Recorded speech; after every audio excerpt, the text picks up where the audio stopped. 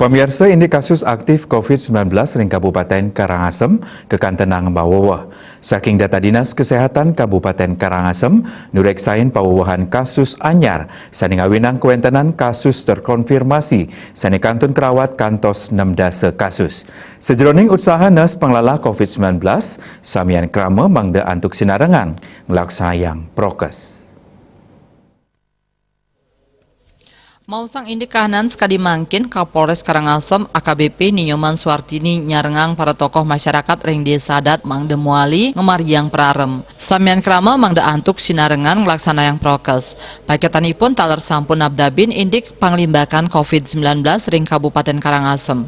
Nenten wantah nyarengang tokoh adat antuk muali ngelaksana yang prarem, Suartini taler nyarengang jajaran ipun antuk rajek ngelaksana yang penyobiahan indik prokes.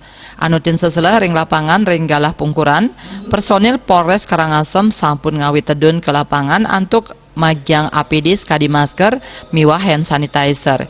Ipun taler magiang APD miwah nempel stiker ngelingang krame nganggen masker. Yunda Den Pos Kuningayang.